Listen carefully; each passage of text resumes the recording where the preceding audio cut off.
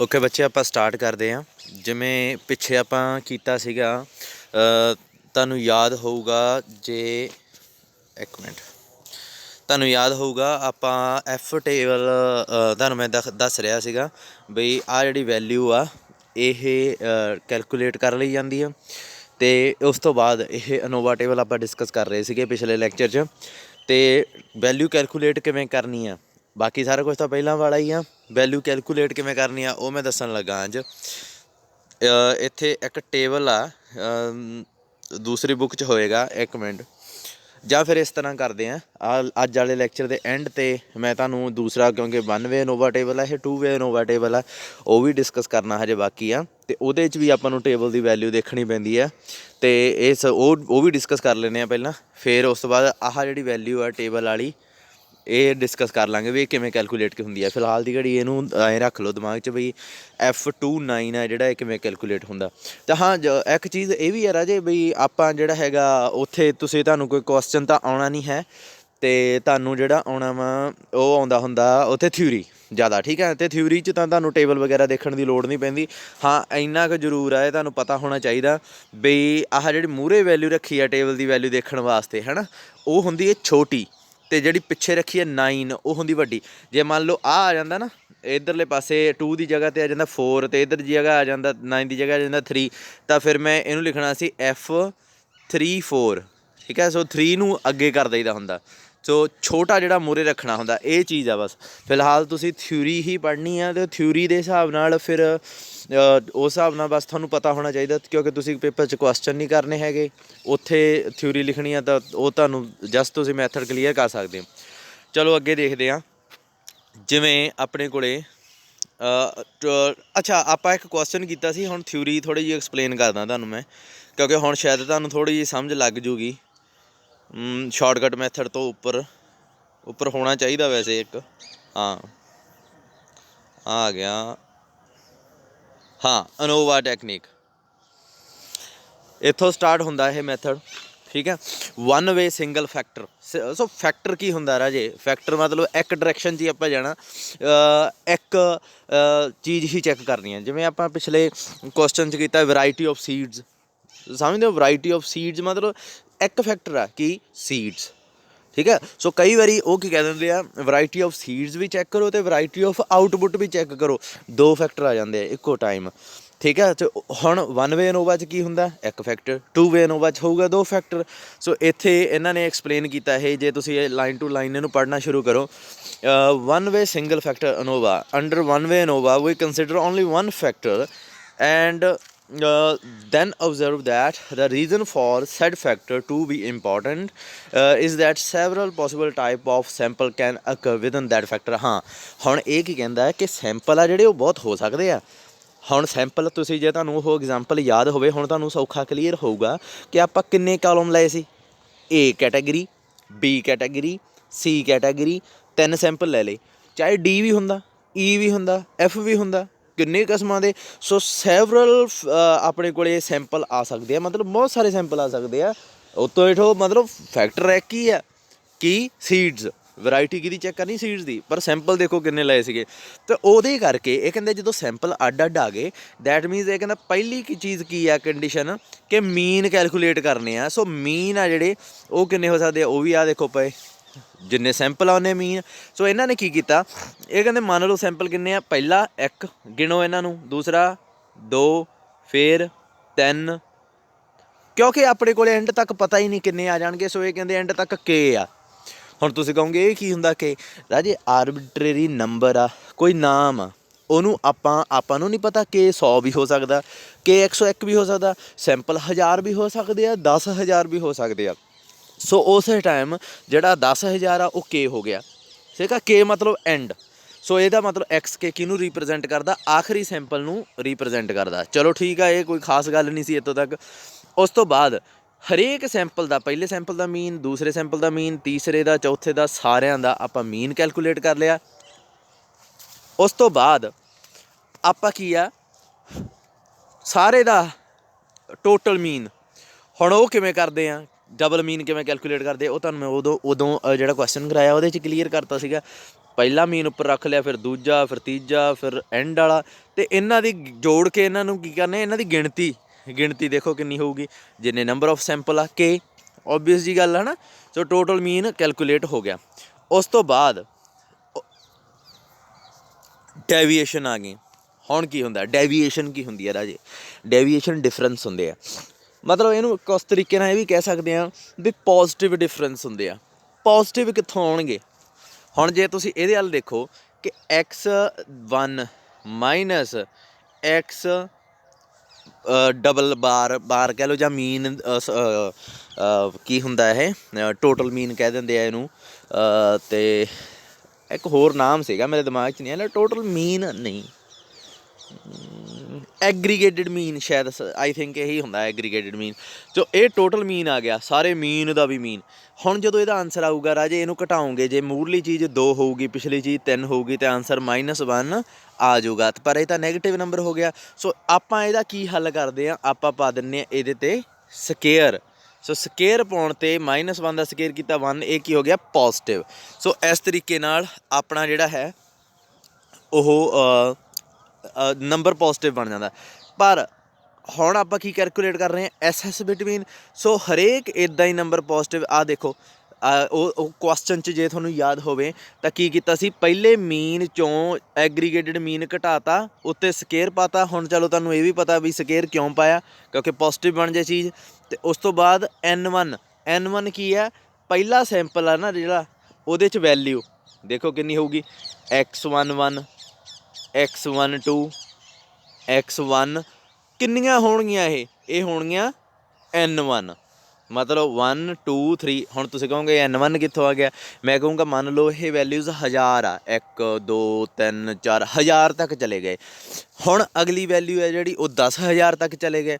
ਤੁਹਾਨੂੰ ਲੱਗੂਗਾ ਐਂ ਤਾਂ ਬਦਲੀ ਜਾਊਗਾ, ਓਬਵੀਅਸਲੀ ਬਦਲੀ ਜਾਊਗਾ। ਇਹਦਾ ਮਤਲਬ N1 ਹਰ ਵਾਰ ਨਵਾਂ ਆਊਗਾ। ਸੋ N1 ਕੀ ਆ, K ਕੀ ਸੀਗਾ, ਕੌਲਮਸ ਦੀ ਗਿਣਤੀ ਹੈ ਨਾ, ਜਾਂ ਕਹਿ ਲਓ ਕਿ ਸੈਂਪਲਸ ਦੀ ਗਿਣਤੀ, ਕਿੰਨੇ ਸੈਂਪਲ ਆ। ਪਰ ਇੱਥੇ ਹੁਣ N1 ਕੀ ਆ ਗਿਆ, ਹਰੇਕ ਸੈਂਪਲ 'ਚ ਆਈਟਮਾਂ ਦੀ ਗਿਣਤੀ, x11 x12। ਇੱਥੇ ਹੁਣ N1 ਕਿੰਨਾ ਹੋ ਗਿਆ, N1 ਹੋ ਗਿਆ 2, ਕਿਉਂਕਿ 2 ਆ ਇਹ, ਠੀਕ ਆ। ਸੋ ਇਹ ਯਾਦ ਰੱਖਿਓ, ਪਹਿਲੇ ਸੈਂਪਲ 'ਚ ਆਈਟਮਾਂ ਦੀ ਗਿਣਤੀ ਉਹ N1 ਹੁੰਦੀ ਹੈ। ਸੋ ਕੀ ਕੀਤਾ, ਜੇ ਇਹ ਇਕੱਲੇ ਫੈਕਟਰ ਵੱਲ ਧਿਆਨ ਦਿਓ, ਕੀ ਹੈ ਇਹਦੇ 'ਚ, ਪਹਿਲੇ ਸੈਂਪਲ 'ਚ ਆਈਟਮਾਂ ਦੀ ਗਿਣਤੀ ਹੈ ਜਿਹੜੀ ਉਹ ਮੂਹਰੇ ਰੱਖਤੀ, ਫਿਰ ਪਹਿਲੇ ਸੈਂਪਲ ਦਾ ਜਿਹੜਾ ਮੀਨ ਆ ਉਹਨੂੰ ਬਰੈਕਟ 'ਚ ਬੰਦ ਕਰਤਾ, ਟੋਟਲ ਮੀਨ ਆ ਉਹਦੇ 'ਚੋਂ ਘਟਾਤਾ, ਅਤੇ ਉਹਦੇ ਉੱਤੇ ਕੀ ਕਰਤਾ, ਸਕੇਅਰ ਪਾਤਾ, ਠੀਕ ਹੈ। ਸੋ ਇਹ 4 ਚੀਜ਼ਾਂ ਇੱਥੇ ਕੈਲਕੂਲੇਟ ਹੋ ਗਈਆਂ। ਉਸ ਤੋਂ ਬਾਅਦ ਦੂਸਰੇ ਦੀ ਵਾਰੀ ਆ ਗਈ, ਫਿਰ ਕਿੰਨੇ ਆ ਕੁੱਲ ਸੈਂਪਲ K। ਸੋ ਇੱਦਾਂ ਹੀ ਕਰਦੇ ਕਰਦੇ K 'ਤੇ ਚਲੇ ਗਏ। ਸੋ ਇਹ ਹੈ ਜਿਹੜਾ, ਇਹਨੂੰ ਆਪਾਂ SS ਬਿਟਵੀਨ ਕਹਿੰਦੇ ਹਾਂ। ਉਹ ਤੁਹਾਨੂੰ ਮੈਂ ਅੱਗੇ ਵੀ ਦੱਸਿਆ ਹੋਇਆ SS ਬਿਟਵੀਨ ਕੀ ਹੁੰਦਾ। ਹੁਣ ਇਹਨੂੰ ਪੜ੍ਹ ਕੇ ਦੇਖੋ, ਜਿਹੜਾ ਇਹ ਲਿਖਿਆ ਹੋਇਆ, ਹੁਣ ਇਹ ਸਮਝ ਲੱਗ ਜੂਗੀ ਤੁਹਾਨੂੰ, ਕੁਛ ਨਹੀਂ ਇਹ। ਟੇਕ ਦ ਡੈਵੀਏਸ਼ਨ ਮਤਲਬ difference of sample mean from mean of samples, sorry from the mean of sample mean. Okay, mean of sample means, mean sample mean ਕਿਹੜੇ ਆ,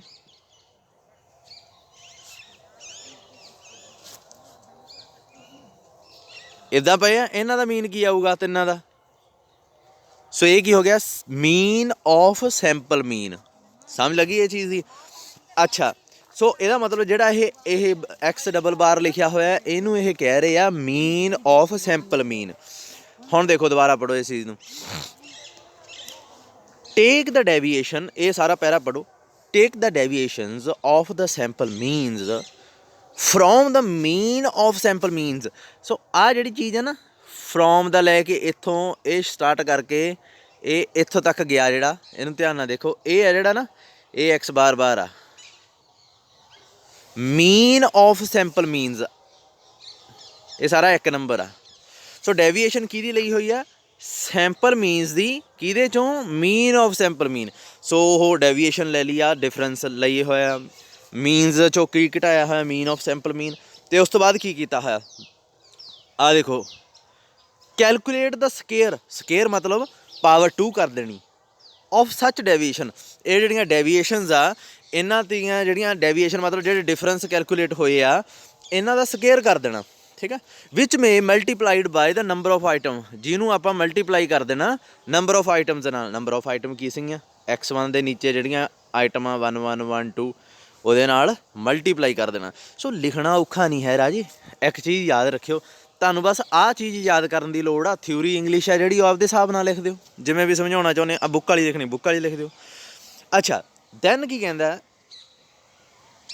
ਮਲਟੀਪਲਾਈਡ by the number of items in ਵਿਚ corresponding element. ਹਾਂ number of item ਜਿਹਦੇ ਨਾਲ product ਕਰਨੀ ਹੈ ਨਾ ਉਹ ਕੋਰਸਪੋਂਡਿੰਗ ਕਾਲਮ ਦਾ ਗਿਣਤੀ ਹੋਣੀ ਚਾਹੀਦੀ ਹੈ ਐਲੀਮੈਂਟਸ ਦੀ। ਸੋ x1 ਦਾ ਕੀ ਆ ਗਿਆ n1, x2 ਦਾ ਕੀ ਆ ਗਿਆ n2, xk ਦਾ ਕੀ ਆ ਗਿਆ nk। ਇਹ ਚੀਜ਼ ਦਾ ਕਹਿੰਦਾ ਧਿਆਨ ਰੱਖਿਓ। ਉਸ ਤੋਂ ਬਾਅਦ ਕਹਿੰਦਾ ਜਿਹੜਾ ਵੀ ਸਮ ਆਇਆ obtain their total, this is known as, ਆਹ ਦੇਖੋ sum of square of variance between sample. ਹੁਣ ਦੇਖੋ ਸਮ ਦੱਸਦਾ, ਹਾਂ ਸਕੇਅਰ ਕਿੱਥੇ ਕੀਤਾ, ਪਾਵਰ 2 ਕੀਤੀ ਹੈ ਸਾਰਿਆਂ ਦੀ।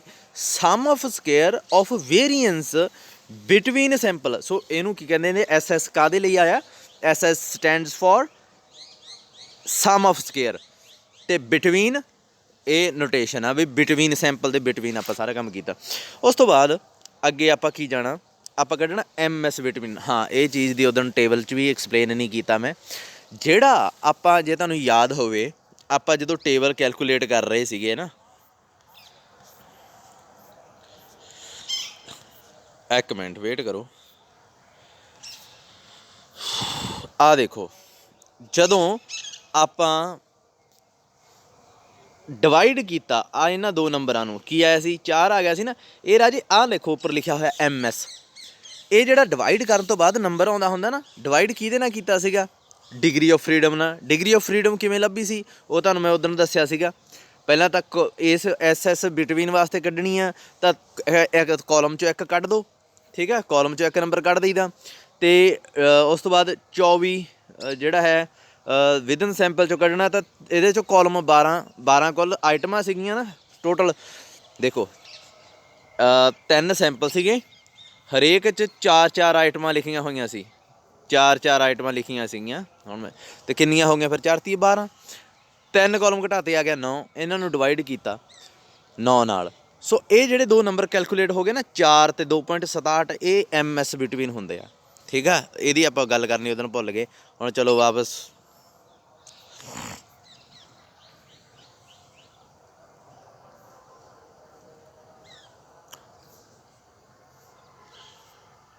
ਹਾਂ ਆਹ ਵੇਖੋ MS ਬਿਟਵੀਨ ਕੈਲਕੂਲੇਟ ਕਿਵੇਂ ਕੀਤਾ, SS ਬਿਟਵੀਨ, ਡਿਵਾਈਡ ਕਿਹਦੇ ਨਾਲ ਕੀਤਾ, K-1 ਨਾ। ਹੁਣ K ਕੀ ਸੀ, ਕਿ ਕਾਲਮਸ ਸੈਂਪਲਸ ਕਹਿ ਲਓ, ਉਹਦੇ 'ਚੋਂ ਇੱਕ ਘਟਾ ਕੇ ਡਿਵਾਈਡ ਕਰਤਾ, ਠੀਕ ਆ। ਸੋ ਜੋ ਵੀ ਆ ਕਹਿੰਦਾ MS ਬਿਟਵੀਨ ਆ ਜਾਏ। ਆਹ ਦੇਖੋ ਕਹਿੰਦਾ K-1 ਨੂੰ ਅਸੀਂ ਡਿਗਰੀ ਆਫ ਫਰੀਡਮ ਕਹਿੰਦੇ ਹਾਂ। ਉਸ ਤੋਂ ਬਾਅਦ ਅਗਲੇ ਆ ਜਾਓ,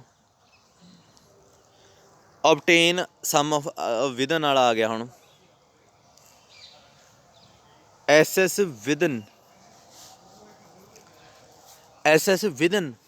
ਹੁਣ ਜੇ ਇਹ ਜਿਹੜਾ ਇੱਕ ਪਹਿਲਾ ਸਮੇਸ਼ਨ ਆ ਨਾ, ਇਹਨੂੰ ਜੇ ਤੁਸੀਂ ਖੋਲ੍ਹ ਕੇ ਦੇਖੋ, ਇਹ ਵਾਲੇ ਨੂੰ ਜੇ ਮੈਂ ਇਕੱਲੀ ਇਹ ਚੀਜ਼ ਲਿਖਦਾ, x1 i ਮਾਈਨਸ x1 ਬਾਰ, ਪਹਿਲਾ ਫੈਕਟਰ ਇਕੱਲਾ, ਅਤੇ ਉੱਪਰ ਸਕੇਅਰ। ਜੇ ਇਹਨੂੰ ਖੋਲ੍ਹੋ ਤਾਂ ਇਹਦਾ ਮਤਲਬ ਕੀ ਆ, ਪਹਿਲਾਂ ਤਾਂ ਆਈ ਕਿੰਨੇ ਤੱਕ ਜਾਂਦਾ, ਇੱਥੇ ਧਿਆਨ ਦਿਓ। ਆਈ ਜਾ ਰਿਹਾ ਵਾ, ਪਹਿਲਾਂ 1 ਹੋ ਰਿਹਾ, ਫਿਰ 2 ਹੋ ਰਿਹਾ, ਫਿਰ 3 ਹੋ ਰਿਹਾ। ਸਭ ਤੋਂ ਪਹਿਲਾਂ ਮੈਂ ਇਹਦੇ 'ਚ 1 ਪੁੱਟ ਕਰੂੰਗਾ, ਕੀ ਬਣ ਜੂਗੀ ਇਹ ਚੀਜ਼, x11 ਮਾਈਨਸ x1 ਬਾਰ ਦਾ ਸਕੇਅਰ। ਓਕੇ ਹੋ ਗਿਆ।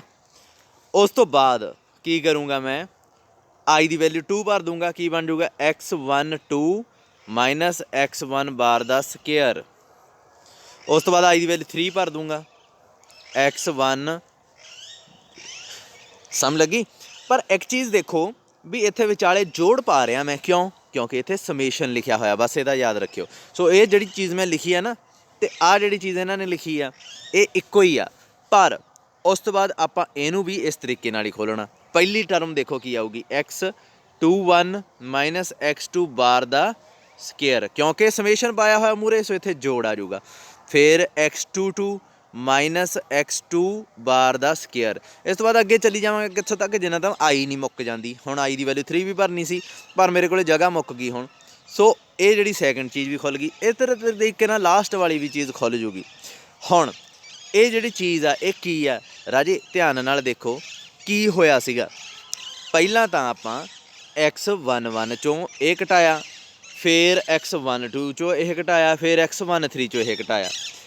ਇਹਦੇ ਚੋਂ ਜਾਣੀ ਕਿ ਪਹਿਲੇ ਕਾਲਮ ਦੀ ਹਰੇਕ ਆਈਟਮ ਚੋਂ ਪਹਿਲੇ ਕਾਲਮ ਦਾ ਮੀਨ ਘਟਾਇਆ। ਯਾਦ ਰੱਖਿਓ, ਪਹਿਲੇ ਕਾਲਮ ਦੀ ਹਰੇਕ ਆਈਟਮ ਚੋਂ ਪਹਿਲੇ ਕਾਲਮ ਦਾ ਮੀਨ ਘਟਾਇਆ। ਅਤੇ ਆਪਾਂ ਇਹੀ ਕੀਤਾ ਸੀ ਉਦੋਂ, ਦਿਖਾਵਾਂ ਐਗਜ਼ਾਮਪਲ 'ਚ। ਆ ਪਿਆ ਦੇਖੋ, ਪਹਿਲਾ ਕਾਲਮ ਸੀ 6 7 3 8। ਪਹਿਲਾਂ ਆਈ ਲਿਖੀਆਂ ਹੋਈਆਂ ਸੀ ਆਈਟਮਾਂ ਏ ਦੇ ਥੱਲੇ 6 7 3 8। ਅਤੇ ਸਾਰੀਆਂ 'ਚ ਦੇਖੋ ਕੀ ਘਟਾਇਆ ਹੋਇਆ 6। 6 ਕੀ ਸੀਗਾ, ਮੀਨ ਹੈ ਨਾ। ਆਹ ਦੇਖੋ 6 ਸੀਗਾ ਮੀਨ, ਅਤੇ ਪਹਿਲਾ ਕਾਲਮ ਦੇਖੋ ਕੀ ਲਿਖਿਆ ਹੋਇਆ, ਆ ਪਿਆ ਪਹਿਲਾ ਕਾਲਮ 6 7 3 8। ਪਹਿਲੇ ਕਾਲਮ ਦੀ ਹਰੇਕ ਆਈਟਮ 'ਚੋਂ ਪਹਿਲੇ ਕਾਲਮ ਦਾ ਮੀਨ ਘਟਾਤਾ। ਠੀਕ ਆ। ਸੋ ਉਹੀ ਚੀਜ਼ ਉਹਨੇ ਲਿਖੀ ਹੋਈ ਆ, ਉਹਦਾ ਲਿਖਣ ਦਾ ਤਰੀਕਾ ਥੋੜ੍ਹਾ ਜਿਹਾ ਅੱਡ ਆ। ਸੋ ਚਲੋ ਉੱਤੇ ਵਾਪਸ, ਤੁਸੀਂ ਥਿਊਰੀ ਹੀ ਲਿਖਣੀ ਆ ਉੱਥੇ। ਤੁਸੀਂ ਪੇਪਰ 'ਚ ਜੇ ਤੁਸੀਂ ਪੁੱਛਣਾ ਚਾਹੁੰਦੇ ਹੋ ਵੀ ਸਰ ਅਸੀਂ ਆਹ ਲਿਖੀਏ, 100% ਲਿਖਣਾ ਪੈਣਾ ਹੈ, ਇਹਦੇ ਬਿਨਾਂ ਹੱਲ ਨਹੀਂ। ਠੀਕ ਹੈ। ਅੱਛਾ, ਇਹ ਕੈਲਕੂਲੇਟ ਹੋ ਜਾਊਗਾ ਜਦੋਂ ਉਹਨੂੰ ਕੀ ਕਹਿ ਦਿੰਦੇ ਵਿਦਨ SS। ਵਿਦਨ SS ਮਤਲਬ ਤੁਹਾਨੂੰ ਪਤਾ ਹੀ ਹੈ ਕੀ ਹੁੰਦਾ, SS sum of square. Within ਮਤਲਬ ਵਿਦਨ ਦ ਸੈਂਪਲਸ। ਹੁਣ ਇਹਨੂੰ ਪੜ੍ਹ ਕੇ ਦੇਖੋ, ਆਹ ਜਿਹੜੀ ਚੀਜ਼ ਆ ਓਬਟੇਨ ਦਾ ਡੈਵੀਏਸ਼ਨ। ਡੈਵੀਏਸ਼ਨ ਤੁਹਾਨੂੰ ਪਤਾ ਕੀ ਹੁੰਦੀ ਹੈ, ਆਫ ਵੈਲਿਊਜ਼। ਕਿਹਦੀਆਂ values? Of sample items of all sample. ਆਹ ਦੇਖੋ ਇਹਨੇ ਕੰਮ ਨਿਬੇੜਤਾ। ਸਾਰੇ ਸੈਂਪਲ ਦੀਆਂ ਜਿੰਨੀਆਂ ਵੀ ਆਈਟਮਾਂ ਸਾਰਿਆਂ 'ਚੋਂ ਹੀ ਆਪਾਂ ਕੁਛ ਘਟਾਉਣਾ, ਪਰ ਕੀ ਕੋਰਸਪੋਂਡਿੰਗ ਮੀਨ। ਇਹ ਯਾਦ ਰੱਖਣਾ। ਮਤਲਬ ਕੀ ਆ, ਕੋਰਸਪੋਂਡਿੰਗ ਮੀਨਸ ਆਫ ਸੈਂਪਲਸ। ਮਤਲਬ ਜਦੋਂ ਕੋਰਸਪੋਂਡਿੰਗ ਵਰਡ ਆ ਗਿਆ ਨਾ, ਦੈਟ ਮੀਨਸ ਜਦੋਂ ਪਹਿਲੇ ਸੈਂਪਲ ਦੀਆਂ ਆਈਟਮਾਂ ਉਹਦੇ 'ਚੋਂ ਉਹਨਾਂ ਦਾ ਹੀ ਮੀਨ ਘਟੂਗਾ, ਦੂਜੇ ਸੈਂਪਲ ਦੀਆਂ ਆਈਟਮਾਂ ਉਹਨਾਂ 'ਚੋਂ ਦੂਜੇ ਵਾਲਾ ਮੀਨ ਹੀ ਘਟੂਗਾ, ਤੀਜੇ ਦੀਆਂ 'ਚੋਂ ਤੀਜਾ। ਸੋ ਇਹ ਚੀਜ਼ ਦਾ ਯਾਦ ਰੱਖਿਓ। ਠੀਕ ਆ। ਜੇ ਬਾਈ ਚਾਂਸ ਆ ਜੇ ਤੁਸੀਂ ਪੇਪਰ 'ਚ ਭੁੱਲ ਗਏ ਨਾ ਆਹ ਚੀਜ਼ ਲਿਖਣੀ, ਆਹ SS ਵਿਦਨ, ਨੰਬਰ ਤਾਂ ਕੱਟੇ ਜਾਣਗੇ, ਪਰ ਫਿਰ ਨਾ ਲਿਖਿਓ। ਪਤਾ ਕਿਉਂ? ਕਿਉਂਕਿ ਫਿਰ ਤੁਹਾਡੇ ਜੇ ਤੁਸੀਂ ਲਿਖਿਆ ਅਤੇ ਉਹ ਤੋਂ ਗਲਤ ਲਿਖਿਆ ਉਹਦੇ ਜ਼ਿਆਦਾ ਕੱਟੇ ਜਾਣਗੇ। ਕਿਉਂਕਿ ਤੁਸੀਂ ਭੁੱਲ ਗਏ, ਨੰਬਰ ਤਾਂ ਕੱਟੇ ਜਾਣੇ ਹੀ ਆ, ਥੋੜ੍ਹੇ ਜਿਹੇ ਤਾਂ ਕੱਟੇ ਜਾਣੇ ਹੀ ਆ। ਕਿਉਂਕਿ ਇਹ ਫਾਰਮੂਲਾ ਜਦੋਂ ਤੁਹਾਨੂੰ ਫਾਰਮੂਲਾ ਨਹੀਂ ਲਿਖਣਾ ਆਉਂਦਾ ਤਾਂ ਚੈੱਕਰ ਦੇ ਦਿਮਾਗ 'ਚ ਓਬਵੀਅਸਲੀ ਇਹ ਚੀਜ਼ ਆਉਂਦੀ ਹੈ ਵੀ ਇਹ ਸਵਾਲ ਕਿੱਥੋਂ ਕੱਢ ਲੈਣਗੇ। ਸਵਾਲ ਆਉਣੇ ਨਹੀਂ ਬੇਸ਼ੱਕ, ਪਰ ਉਹਦੇ ਦਿਮਾਗ 'ਚ ਇਹ ਚੀਜ਼ ਆਉਣੀ ਹੋਈ ਆ ਵੀ ਕਿਵੇਂ ਕੱਢ ਲੈਣਗੇ ਇਹ ਜਦੋਂ ਇਹਨਾਂ ਨੂੰ ਲਿਖਣਾ ਨਹੀਂ ਆਉਂਦਾ। ਅਤੇ ਫਿਰ ਇਹ ਚੀਜ਼ ਦਾ ਤੁਸੀਂ ਧਿਆਨ ਰੱਖਣਾ, ਜੇ ਤੁਹਾਨੂੰ ਇਹ ਚੀਜ਼ ਨਹੀਂ ਲਿਖਣੀ ਆਉਂਦੀ, ਤੁਹਾਨੂੰ ਲੱਗਦਾ ਬਈ ਗੜਬੜ ਆ ਯਾਰ ਇਹਦੇ 'ਚ ਨਹੀਂ ਲਿਖੀ ਜਾਣੀ, ਤਾਂ ਨਾ ਲਿਖਿਓ, ਥੋੜ੍ਹੇ ਜਿਹੇ ਘੱਟ ਕੱਟੇ ਜਾਣਗੇ। ਜੇ ਤੁਸੀਂ ਐਵੇਂ ਟਰਾਈ ਜੀ ਮਾਰਦਿਆਂ ਨੇ ਗਲਤ ਲਿਖਤੀ ਅਤੇ ਉਹਦੀ ਕੋਈ ਸੈਂਸ ਨਾ ਬਣੀ, ਫਿਰ ਥੋੜ੍ਹੇ ਜ਼ਿਆਦਾ ਕੱਟੇ ਜਾਣਗੇ। ਇਹ ਚੀਜ਼ ਯਾਦ ਰੱਖਿਓ। ਅੱਛਾ, divide the result of V5। ਅੱਛਾ, ਜਿਹੜਾ ਵੀ ਰਿਜ਼ਲਟ ਇੱਥੇ ਆਊਗਾ SS ਵਿਦਨ ਕੈਲਕੂਲੇਟ ਹੋ ਗਿਆ ਨਾ, ਜਿਹੜਾ ਕਹਿੰਦਾ ਉਹਨੂੰ ਡਿਵਾਈਡ ਕਰ ਦਿਓ।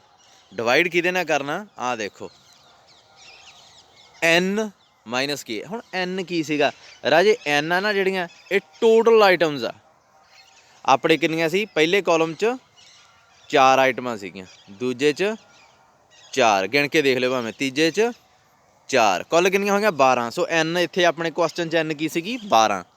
ਸੋ ਕੁੱਲ ਆਈਟਮਾਂ ਜਿਹੜੀਆਂ 12, ਉਹਨਾਂ 'ਚੋਂ K ਘਟਾਉਣਾ, ਮਤਲਬ ਕਾਲਮ ਕਹਿ ਲਓ ਜਾਂ ਸੈਂਪਲ ਕਹਿ ਲਓ। 3 ਘਟਾਤਾ, ਕਿੰਨਾ ਰਹਿ ਗਿਆ? 9। ਸੋ ਇਹਦਾ ਮਤਲਬ ਆਪਣੇ ਕੋਲੇ N-K ਨੂੰ ਡਿਵਾਈਡ ਕਰ ਦੇਣਾ। N-K ਕੀ ਹੈ? N-K ਆ ਲਿਖਿਆ ਹੋਇਆ represent the degree of freedom with sample. ਅਤੇ ਇਹ ਚੀਜ਼ ਤੁਸੀਂ ਲਿਖੋਗੇ ਉੱਤੇ। ਆਹ ਦੇਖੋ ਲਓ, ਆਹ ਨੇ ਮੈਂਸ਼ਨ ਵੀ ਕਰਤਾ total number of items of sample. ਦੇਖੋ ਪਹਿਲੇ ਸੈਂਪਲ 'ਚ ਕਿੰਨੀਆਂ ਸੀਗੀਆਂ? N1 ਹੈ ਨਾ, ਆਪਾਂ ਪਹਿਲਾਂ ਵੀ ਮੈਂਸ਼ਨ ਕੀਤਾ। ਦੂਜੇ 'ਚ N2, ਤੀਜੇ 'ਚ N3, ਲਾਸਟ ਵਾਲੇ 'ਚ ਕਿੰਨੀਆਂ ਸੀਗੀਆਂ? N-K। ਅਤੇ ਕੁੱਲ ਕਿੰਨੀਆਂ ਹੋਣਗੀਆਂ? ਸਾਰਿਆਂ ਦਾ ਜੋੜ। ਸੋ ਇਹਨੇ ਕੀ ਕੀਤਾ? ਦੇਖੋ ਇੱਥੇ ਸਾਰਿਆਂ ਦਾ ਜੋੜ ਪਾ ਕੇ ਲਿਖਤਾ। ਠੀਕ ਹੈ। ਚਾਹੇ ਤੁਸੀਂ ਇਹੀ ਲਿਖ ਦਿਓ ਇਕੱਲਾ ਮੋਰਲੇ, ਆਹ ਨਾ ਲਿਖਿਓ ਜੇ ਨਹੀਂ ਸਮਝ ਲੱਗਦੀ। K ਕੀ ਹੈ? Number of sample. ਉਹ ਕੀ ਹੈ? Total number of items. Now and 'ਤੇ ਉਹ ਕਹਿੰਦਾ ਆ ਗਏ ਅਸੀਂ ਇਹ ਕਹਿੰਦਾ ਚੈੱਕ ਕਰਨਾ ਜੇ ਤੁਸੀਂ ਵੀ ਤੁਸੀਂ ਐਸ ਵਿਦਨ ਤੇ ਐਸ ਬਿਟਵੀਨ ਸਹੀ ਚੈੱਕ ਕਰ ਲਿਆ ਕਿ ਨਹੀਂ, ਤੁਸੀਂ ਐਸ ਕਹਿੰਦਾ ਟੋਟਲ ਚੈੱਕ ਕਰ ਲਓ। ਵੈਸੇ ਇਹਦਾ ਕੋਈ ਫਾਇਦਾ ਨਹੀਂ ਹੈ ਐਸ ਟੋਟਲ ਦਾ, ਕਿਉਂਕਿ ਐਸ ਵਿਦਨ ਤੇ ਐਸ ਬਿਟਵੀਨ ਆ ਜਿਹੜਾ ਇਹਦਾ ਟੋਟਲ ਆ ਨਾ ਜਿਹੜਾ, ਉਹ ਐਸ ਟੋਟਲ ਦੇ ਬਰਾਬਰ ਆਉਣਾ ਹੁੰਦਾ। ਪਰ ਇਹਦੇ ਨਾਲ ਇੱਕ ਚੀਜ਼ ਆ, ਜੇ ਤੁਹਾਡਾ ਨਾਂ ਆਇਆ, ਜੇ 13 ਆ ਗਿਆ, ਇਹ ਆ ਗਿਆ 1 ਤੇ ਐਸ ਟੋਟਲ ਜਦੋਂ ਤੁਸੀਂ ਕੈਲਕੂਲੇਟ ਕੀਤਾ ਉਹ ਆ ਗਿਆ 16।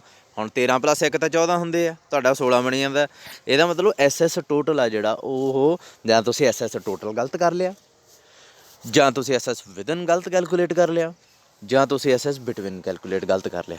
ਸੋ ਕਿ ਇੱਥੇ ਆਪਾਂ ਰੁਕ ਜਾਂਗੇ। ਪਰ ਕਿਉਂਕਿ ਕੁਐਸਚਨ ਪੇਪਰ 'ਚ ਆਉਣ ਦੇ ਚਾਂਸ 0.1% ਆ, ਮਤਲਬ ਆਉਣਾ ਹੀ ਨਹੀਂ ਯਾਰ, ਮੈਂ ਕਿਉਂ ਤੁਹਾਨੂੰ, ਬਹੁਤ ਘੱਟ ਚਾਂਸ ਆ ਨਾ।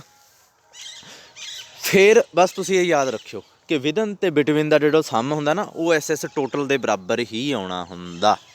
ਓਕੇ, ਤੇ ਇਹ ਦੇਖੋ, ਆਹ ਦੇਖੋ ਇਹਨੇ ਲਿਖਿਆ ਹੋਇਆ, for a check the sum of square of deviation for total variance can also be worked out by addition of square of deviation when the deviation of individual items in the sample have been taken from the mean of sample mean। ਅੱਛਾ, ਇਹ ਕਹਿੰਦਾ ਇਹ ਜਿਹੜਾ sum ਆ ਨਾ, the sum of square of deviation for total variance, ਆਹ ਦੇਖੋ sum of square of variance, sum of square of for total variance, ਇਸ ਚੀਜ਼ ਨੂੰ ਕਹਿ ਰਿਹਾ ਹੈ ਐਸ ਟੋਟਲ ਕਹਿ ਦਿੰਦੇ ਇਹਨੂੰ। Sum of squares of deviation for total variance, ਮਤਲਬ ਟੋਟਲ ਵੇਰੀਐਂਸ ਵਾਸਤੇ ਸਮ ਆਫ ਸਕੇਅਰ ਆ ਜਿਹੜਾ, ਉਹਦੀ ਗੱਲ ਕਰ ਰਿਹਾ ਹੈ। ਕਿਵੇਂ ਚੈੱਕ ਕੀਤਾ ਜਾ ਸਕਦਾ ਹੈ ਇਹ ਦੱਸ ਰਿਹਾ। ਹੁਣ ਜੇ ਦੇਖੋ ਆਹ ਚੀਜ਼ ਨੂੰ ਜੇ ਤੁਸੀਂ ਖੋਲੋਗੇ ਕੀ ਆਊਗਾ, ਹੁਣ ਇੱਥੇ ਆਈ ਤੇ ਜੇ ਦੋਵੇਂ ਵੇਰੀ ਕਰਨੇ ਆ, ਪਹਿਲਾਂ ਆਈ ਕੀ ਹੋਊਗੀ 1, ਜੇ 1, ਆਈਟਮ ਕੀ ਆ ਗਈ 1 1, ਘਟਾਇਆ ਕਿਹਦੇ ਚੋਂ ਆ, ਡਬਲ ਮੀਨ ਚੋਂ, ਸੋ ਉਹਦਾ ਸਕੇਅਰ ਆ ਗਿਆ, ਸਮੇਸ਼ਨ ਪਾਇਆ ਇਸ ਕਰਕੇ ਜੁੜ ਜੂਗਾ। ਉਸ ਤੋਂ ਬਾਅਦ ਆਈ ਕੀ ਰਹਿਣ ਦਿਓ, 1 ਹੀ ਰਹਿਣ ਦਿਓ, ਜੇ ਇਹਨੂੰ 2 ਕਰ ਦਿਓ, ਆਈਟਮ ਕੀ ਬਣ ਜੂਗੀ ਆਈ 1 ਜੇ 2, ਘਟਾਇਆ ਕਿਹਦੇ ਚੋਂ ਆ 1 1 ਦਾ ਸਕੇਅਰ। ਜੇ ਤੁਸੀਂ ਗੌਰ ਨਾਲ ਦੇਖੋ, ਆਈ ਤੇ ਜੇ ਬਦਲਦੇ ਤੁਸੀਂ ਤਾਂ ਸਾਰੀਆਂ ਆਈਟਮਸ ਹੀ ਕੈਲਕੂਲੇਟ ਕਰ ਲਓਗੇ ਵਿੱਚ, ਠੀਕ ਹੈ। ਜਦੋਂ ਆਈ 1 ਹੋ ਗਈ, ਜੇ 2 ਹੋ ਗਈ, ਤਾਂ ਆਈ ਐਂਟਰੀ ਕਿਹੜੀ ਬਣ ਗਈ 1 2। ਆਈ ਫਿਰ ਕਿਤੇ ਨਾ ਕਿਤੇ ਜਾ ਕੇ ਇਹ 2 3 ਵੀ ਬਣੂਗੀ, ਕਿਉਂਕਿ ਆਈ ਨੇ 2 ਹੋਣਾ ਵਾ, ਜੇ ਨੇ 3 ਹੋਣਾ। ਸੋ ਇੱਦਾਂ ਤਾਂ ਤੁਸੀਂ ਸਾਰੇ ਜਿਹੜੀਆਂ ਆਪਣੇ ਕੋਲ 12 ਆਈਟਮਾਂ ਸੀ, 12 ਦੀਆਂ 12 ਹੀ ਕਵਰ ਕਰ ਜਾਓਗੇ। ਹਾਂ ਠੀਕ ਆ, ਫਿਰ ਕਵਰ ਹੁੰਦੀਆਂ। ਸੋ ਇਹੀ ਕਰਕੇ ਇਹਨਾਂ ਨੇ ਕਿਹਾ ਨਾ, ਜਿਹੜੀਆਂ ਹੈ ਟੋਟਲ ਇੰਡੀਵਿਜੂਅਲ ਆਈਟਮਸ ਇਨ ਆਲ ਦਾ ਸੈਂਪਲ, ਇਹਦਾ ਮਤਲਬ ਵੀ ਤਾਂ ਇਹੀ ਬਣਦਾ ਨਾ। ਆਹ ਜਿਹੜੀ ਲਾਈਨ ਆ ਇੱਥੇ ਮੈਂਸ਼ਨ ਕੀਤੀ ਆ, for the individual items in all the sample, ਸਾਰੇ ਸੈਂਪਲ ਦੀਆਂ ਜਿਹੜੀਆਂ ਆਈਟਮਾਂ ਨਾ ਇਕੱਠੀਆਂ ਕਰ ਲਓ, ਉਹਦਾ ਢੇਰ ਲਾ ਲਓ ਇੱਕ ਜਗ੍ਹਾ 'ਤੇ, ਮਿਕਸ ਕਰ ਲਓ ਸਾਰੀਆਂ, ਮਿਕਸ ਕਰਕੇ ਉਹਨਾਂ 'ਚੋਂ ਡਬਲ ਮੀਨ ਘਟਾਈ ਚੱਲੋ, ਜਿਹੜਾ ਜੁਆਇੰਟ ਮੀਨ ਆਇਆ ਸੀ, ਫਿਰ ਉਹਨਾਂ ਦਾ ਸਕੇਅਰ ਕਰੀ ਚੱਲੋ, ਸਕੇਅਰ ਕਰਕੇ ਜੋੜੀ ਚੱਲੋ, ਜੋੜ ਕੇ ਜੋ ਆਨਸਰ ਆ ਗਿਆ ਉਹ ਐਸ ਟੋਟਲ ਹੋਊਗਾ ਤੁਹਾਡਾ, ਠੀਕ ਆ। ਇਹਦੇ ਨਾਲ ਕਹਿੰਦਾ ਫਾਇਦਾ ਇਹ ਆ, ਕਹਿੰਦਾ ਇਸ ਰਿਜ਼ਲਟ ਨਾਲ ਤੁਸੀਂ ਵੇਰੀਫਾਈ ਕਰ ਸਕਦੇ ਹੋ, ਕਿਉਂਕਿ ਐਸ ਬਿਟਵੀਨ ਤੇ ਐਸ ਵਿਦਨ ਆ ਜਿਹੜਾ, ਉਹ ਇਹਦੇ ਸਮ ਦੇ ਬਰਾਬਰ ਆਉਂਦਾ ਹੁੰਦਾ। ਇੱਥੋਂ ਗਲਤੀ ਫੜੀ ਜਾਂਦੀ ਆ, ਠੀਕ ਹੈ। ਚਲੋ ਅੱਗੇ ਚਲੋ, ਆਹ ਰਹਿਣ ਦਿਓ ਬੇਸ਼ੱਕ, ਆਹ ਜਿਹੜਾ ਫਾਰਮੂਲਾ ਇਹ ਲਿਖੀ ਬੈਠਾ, ਇਹਦਾ ਕੀ ਲੋੜ ਆ ਆਪਾਂ ਨੂੰ, ਇਹ ਰਹਿਣ ਦਿਓ, ਭਾਵੇਂ ਡਿਗਰੀ ਆਫ ਫਰੀਡਮ ਦਾ ਆਹ ਪੈਰਾ ਭਾਵੇਂ ਕੱਟ ਦਿਓ ਸਾਰਾ, ਠੀਕ ਹੈ। ਅੱਛਾ, ਹੁਣ ਐਫ ਰੇਸ਼ੋ ਆ ਗਈ। ਐਫ ਰੇਸ਼ੋ ਕਿਵੇਂ ਹੁੰਦੀ ਹੈ, ਐਮ ਐਸ ਬਿਟਵੀਨ ਤੇ ਐਮ ਐਸ ਵਿਦਨ ਨੂੰ ਡਿਵਾਈਡ ਕੀਤਾ। ਹੁਣ ਦੇਖੋ ਇੱਕ ਚੀਜ਼, ਤੁਹਾਡੇ ਕੋਲ ਟੇਬਲ ਦੀ ਵੈਲਿਊ ਆ ਜੂਗੀ, ਐਮ ਐਸ ਬਿਟਵੀਨ, ਮੈਂ ਕੁਐਸਚਨ ਦਿਖਾਉਣਾ ਚਾਹੁੰਦਾ ਸੀ ਪਰ ਮੈਨੂੰ ਲੱਗਦਾ ਕਿੱਧਰ ਗਿਆ, ਆ ਵੇਖੋ ਆਹ ਕੀ ਕੀਤਾ, ਇੱਥੇ 4 ਨੂੰ ਉੱਪਰ ਰੱਖ ਲਿਆ, 2 ਨੂੰ ਥੱਲੇ, ਤੇ ਆਹ ਜਿਹੜਾ 4 ਸੀਗਾ ਇਹ ਕੀ ਸੀਗਾ, ਬਿਟਵੀਨ, ਉੱਪਰ ਕੀ ਲਿਖਿਆ ਹੋਇਆ ਐਮ ਐਸ, ਸੋ 4 ਕੀ ਹੋ ਗਿਆ ਐਮ ਐਸ ਬਿਟਵੀਨ, ਠੀਕ ਹੈ। ਤੇ 2 ਆ ਜਿਹੜਾ ਇਹ ਕੀ ਆ ਵਿਦਨ ਸੈਂਪਲ, ਉੱਪਰ ਕੀ ਲਿਖਿਆ ਹੋਇਆ ਐਮ ਐਸ, ਸੋ ਇਹ ਕੀ ਹੋ ਗਿਆ ਐਮ ਐਸ ਵਿਦਨ। ਸਮਝ ਲੱਗੀ, ਲੈਣਾ ਮਾਰ ਕੇ ਦੇਖ ਲਿਆ ਕਰੋ, ਦੁਬਾਰਾ ਦੱਸ ਦਿੰਦਾ ਇੱਕ ਵਾਰੀ। 2.67 ਆ, ਉੱਪਰ ਕੀ ਐਮ ਐਸ, ਇਹਨੂੰ ਡਰੋ ਕਰ ਲਿਆ, ਤੇ 2.67 ਤੋਂ ਇੱਧਰ ਚਲੇ ਗਏ, ਕੀ ਆ ਗਿਆ ਇਹ ਦੇਖੋ ਐਮ ਐਸ ਵਿਦਨ, ਸੋ ਐਮ ਐਸ ਵਿਦਨ ਹੋ ਗਿਆ ਇਹ। ਸੋ ਇੱਥੇ ਕੀ ਕੀਤਾ, ਐਮ ਐਸ ਬਿਟਵੀਨ ਉੱਤੇ ਰੱਖਿਆ ਹੋਇਆ, ਐਮ ਐਸ ਵਿਦਨ ਥੱਲੇ ਰੱਖਿਆ ਹੋਇਆ, ਦੋਵਾਂ ਨੂੰ ਡਿਵਾਈਡ ਕਰਤਾ, ਕੀ ਆ ਗਈ ਐਫ ਰੇਸ਼ੋ। ਅਤੇ ਇਹੀ ਚੀਜ਼ ਉਹ ਕਹਿ ਰਿਹਾ, ਇਹੀ ਚੀਜ਼ ਕਹੀ ਆ ਉਹਨੇ। ਆਹ ਦੇਖੋ, ਕਹਿੰਦਾ ਐਮ ਐਸ ਬਿਟਵੀਨ ਉੱਤੇ ਰੱਖ ਲਓ, ਐਮ ਐਸ ਬਿਟਵੀਨ ਥੱਲੇ ਰੱਖ ਲਓ, ਦੋਵਾਂ ਨੂੰ ਡਿਵਾਈਡ ਕਰ ਦਿਓ। ਕਹਿੰਦਾ ਇੱਕ ਰੇਸ਼ੋ ਆ ਜਾਊਗੀ। ਰੇਸ਼ੋ ਆ ਗਈ ਜਦੋਂ, ਉਦੋਂ ਬਾਅਦ ਆਪਾਂ ਟੇਬਲ 'ਚੋਂ ਵੈਲਿਊ ਕੱਢਣੀ ਆ। ਆਹ ਸਾਰੀ ਥਿਊਰੀ ਉਹੀ ਲਿਖੀ ਹੋਈ ਆ, ਇਹ ਤੁਸੀਂ ਆਪ ਪੜ੍ਹਨੀ ਆ। ਜੇ ਟੇਬਲ ਦੀ ਵੈਲਿਊ ਆ ਆਈ ਥਿੰਕ ਸੀਗੀ ਛੋਟੀ ਆ ਜੇ, ਪੜ੍ਹ ਹੀ ਲੈਂਦੇ ਹਾਂ ਚਲੋ। For this purpose we look into the table giving the value of f for given degree of freedom, ठीक है। then if in this case आ देखो, if the worked out value, ਇੱਥੋਂ ਪੜ੍ਹਨਾ ਸ਼ੁਰੂ ਕਰੋ। if the worked out value of f as stated above, ਆ ਜਿਹੜੀ ਹੈ worked out value ਹੈ ਇਹ, is less than the table value, ਇਹ ਹੈ ਜਿਹੜੀ, ਐਂ ਕਰੋ ਇਹਨੂੰ ਨਾ ਐਫ ਡਬਲਿਊ ਲਿਖ ਲੈਂਦੇ ਹਾਂ ਆਪਾਂ ਫਿਲਹਾਲ ਦੀ ਘੜੀ, ਵੈਸੇ ਨਹੀਂ ਲਿਖਣਾ ਹੁੰਦਾ ਆਪਾਂ। ਟੇਬਲ ਵਾਲੀ ਵੈਲਿਊ ਨੂੰ ਐਫ ਟੇਬਲ ਲਿਖ ਲੈਂਦੇ ਹਾਂ। Less than the table value the difference is taken as insignificant. ਮਤਲਬ ਕੀ ਆ ਕਿ ਜੇ ਇਹ ਚੀਜ਼ ਹੋ ਜੇ ਟੇਬਲ ਦੀ ਵੈਲਿਊ ਨਾਲੋਂ ਕੈਲਕੂਲੇਟਡ ਵੈਲਿਊ ਛੋਟੀ ਆ ਜੇ, ਤਾਂ ਆਪਾਂ ਕਹਿ ਦਿੰਦੇ ਹਾਂ ਇਨਸਿਗਨੀਫਿਕੈਂਟ ਡਿਫਰੈਂਸ ਆ। ਮਤਲਬ ਕੋਈ ਖਾਸ ਵਜ੍ਹਾ ਨਹੀਂ ਹੈ। ਜਿਹੜਾ ਡਾਟਾ ਇਕੱਠਾ ਕਰਨ ਗਿਆ ਨਾ, ਉਹ ਕਿਸੇ ਗਲਤ ਜਗ੍ਹਾ 'ਤੇ ਜਾ ਕੇ ਡਾਟਾ ਇਕੱਠਾ ਕਰਨ ਜਾ ਵੜਿਆ, ਤਾਂ ਇਹ ਫਲਕਚੁਏਸ਼ਨ ਆ ਗਈ ਆ। ਕੋਈ ਬਿਮਾਰੀ ਬਮੂਰੀ ਨਹੀਂ ਪਈ ਹੋਈ ਬੂਟਿਆਂ ਨੂੰ, ਠੀਕ ਹੈ। ਹੁਣ ਦੂਸਰੀ ਗੱਲ, in case of calculated value, ਇਹ ਫਿਰ ਕੈਲਕੂਲੇਟਡ ਵੈਲਿਊ ਕਹਿ ਰਿਹਾ, ਇਕੁਅਲ ਔਰ ਮੋਰ ਦੈਨ ਟੇਬਲ ਵੈਲਿਊ, ਮਤਲਬ ਇਕੁਅਲ ਹੋਵੇ ਚਾਹੇ ਗ੍ਰੇਟਰ ਹੋਵੇ ਟੇਬਲ ਦੀ ਵੈਲਿਊ ਤੋਂ। ਇਕੁਅਲ ਵੀ ਵਿੱਚ ਆ ਗਿਆ, ਹੁਣ ਯਾਦ ਰੱਖਿਓ, ਇਕੁਅਲ ਵੀ ਵਿੱਚ ਆ ਗਿਆ। ਸੋ ਜੇ ਇਕੁਅਲ ਜਾਂ ਗ੍ਰੇਟਰ ਹੋਵੇ, ਦੈਨ ਡਿਫਰੈਂਸ ਆ ਜਿਹੜਾ ਉਹ ਆਪਾਂ ਕਹਾਂਗੇ ਸਿਗਨੀਫਿਕੈਂਟ ਆ। ਮਤਲਬ ਕੀ ਹੈ ਕਿ ਐਪਲ ਅਤੇ ਔਰੇਂਜ ਦੇ ਜਿਹੜੇ ਬੂਟਿਆਂ ਦੀ ਗਿਣਤੀ 'ਚ ਫਰਕ ਹੋ ਰਿਹਾ ਸੀ, ਉਹਦੇ ਪਿੱਛੇ ਕੋਈ ਖਾਸ ਵਜ੍ਹਾ ਹੈਗੀ ਆ। ਆਪਾਂ ਉਹ ਵਜ੍ਹਾ ਪਤਾ ਕਰਨੀ ਆ ਅਤੇ ਉਹਦਾ ਇਲਾਜ ਕਰਨਾ। ਜੇ ਪਹਿਲਾਂ ਵਾਲਾ ਕੇਸ ਹੋਵੇ ਤਾਂ ਆਪਾਂ ਨੂੰ ਕੋਈ ਲੋੜ ਨਹੀਂ ਹੈ ਕੋਈ ਇਲਾਜ ਕਰਨ ਦੀ, ਤਾਂ ਆਪਾਂ ਕੀ ਕਰਾਂਗੇ, ਉਹਨਾਂ ਨੂੰ ਜਸਟ ਡੇਟਾ ਦੁਆਰਾ ਐਕੂਰੇਟ ਤਰੀਕੇ ਨਾਲ ਇਕੱਠਾ ਕਰਾਂਗੇ। ਇੰਨੀ ਕੁ ਸਮਝ ਲੱਗ ਗਈ।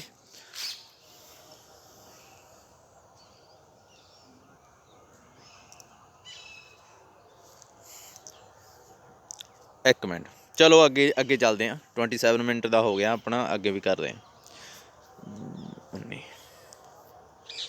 ਉਸ ਤੋਂ ਬਾਅਦ ਆਪਾਂ 2 ਵੇ ਅਨੋਵਾ ਕਰਦੇ ਹਾਂ। ਪਹਿਲਾਂ 2 ਵੇ ਅਨੋਵਾ, ਵੇਟ ਆ ਗਿਆ। ਜਿਹੜਾ ਵਿੱਚ ਰਹਿ ਗਿਆ ਨਾ ਉਹ ਮੈਂ ਦੱਸੂਗਾ ਕਿ, ਇੱਕ ਮਿੰਟ, ਟੀ ਇਹਨਾਂ ਨੇ 2 ਵੇ ਅਨੋਵਾ ਸਿਰਫ ਟੀ ਦੀ ਹੈਲਪ ਨਾਲ ਹੀ ਕੀਤਾ। ਫਿਰ ਆਪਾਂ ਨੂੰ ਉਹ ਵੀ ਡਿਸਕਸ ਕਰਨਾ ਪੈਣਾ। ਇੱਕ ਮਿੰਟ ਯਾਰ,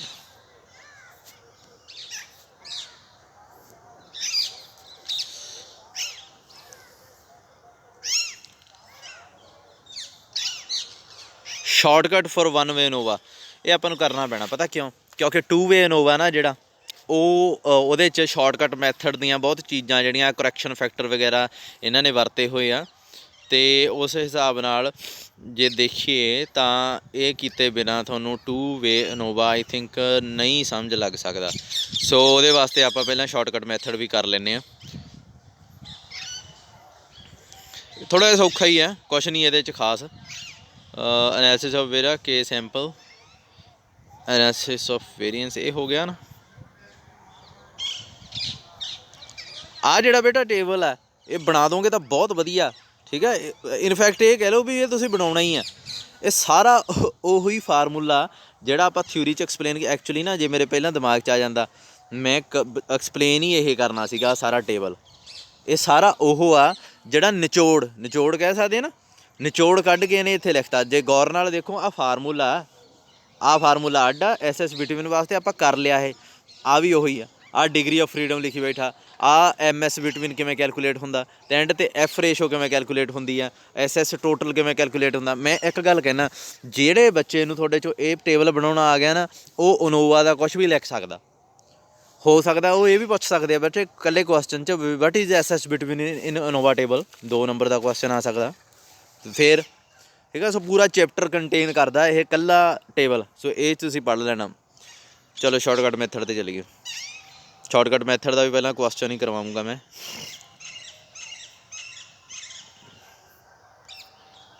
ਜੇ ਦਿੱਤਾ ਹੋਇਆ ਤਾਂ ਇਹਨਾਂ ਨੇ, ਜੇ ਦੇਣਾ ਤਾਂ ਚਾਹੀਦਾ ਵੈਸੇ, ਏਡੀ ਕੋਈ ਗੱਲ ਤਾਂ ਹੈ ਨਹੀਂ ਗੀ। ਇਹਨਾਂ ਨੇ ਪਤਾ ਕੀ ਕੀਤਾ, ਕਿਉਂਕਿ ਇੱਕ ਚੀਜ਼ ਇੱਥੇ ਨੋਟ ਕਰੋ, ਆਪਣੇ ਕੋਲ ਸਾਰੀ ਖੇਡ ਆ ਜਿਹੜੀ ਨੋਵਾ ਟੇਬਲ ਦੀ ਕਿਹਦੇ 'ਤੇ ਸਟੈਂਡ ਕਰਦੀ ਆ, ਇਹਨਾਂ ਦੋ ਚੀਜ਼ਾਂ 'ਤੇ ਕਰਦੀ ਆ ਰਾਜੇ, ਐਸ ਬਿਟਵੀਨ ਅਤੇ ਐਸ ਵਿਦਨ। ਆਪਾਂ ਇਹ ਚਾਹੁੰਦੇ ਹਾਂ ਵੀ ਜੋ ਮਰਜ਼ੀ ਹੋਵੇ ਇਹ ਦੋਵੇਂ ਕੈਲਕੂਲੇਟ ਸੌਖੇ ਹੋ ਜਾਣ। ਜੇ ਇਹ ਦੋਵੇਂ ਸੌਖੇ ਕੈਲਕੂਲੇਟ ਹੋ ਜਾਣ ਤਾਂ ਆਹ ਡਿਗਰੀ ਆਫ ਫਰੀਡਮ ਤਾਂ ਕੀ ਹੈ, ਇਹ ਤਾਂ ਕਾਲਮ 'ਚੋਂ ਘਟਾਉਣਾ ਅਤੇ ਇੱਕ ਨੰਬਰ ਘਟਾਉਣਾ, ਉਹ S with between the degree ਆ ਜਾਂਦੀ ਆ, ਅਤੇ ਟੋਟਲ ਆਈਟਮਾਂ 'ਚੋਂ ਕਾਲਮ ਘਟਾ ਦਈਏ ਤਾਂ ਐਸ ਵਿਦਨ ਦੀ ਆਪਣੇ ਕੋਲ ਡਿਗਰੀ ਆਫ ਫਰੀਡਮ ਆ ਜਾਂਦੀ ਆ। ਉਸ ਤੋਂ ਬਾਅਦ ਤਾਂ ਉਹਨਾਂ ਨੂੰ ਡਿਵਾਈਡ ਹੀ ਕਰਨਾ, ਕਿਹਦੇ ਨਾਲ ਐਸ ਵਿਦਨ ਨਾਲ, ਉਸ ਤੋਂ ਬਾਅਦ ਉਹਨਾਂ ਦੋਵਾਂ ਨੂੰ ਡਿਵਾਈਡ ਕਰਨਾ, ਉਸ ਤੋਂ ਬਾਅਦ ਟੇਬਲ ਦੀ ਵੈਲਿਊ ਕੈਲਕੂਲੇਟ ਕਰਨੀ ਹੈ। ਸੋ ਇਹਦੇ 'ਚ ਕੁਛ ਹੈ ਹੀ ਨਹੀਂ। ਸੋ ਮੇਨ ਦੋ ਚੀਜ਼ਾਂ।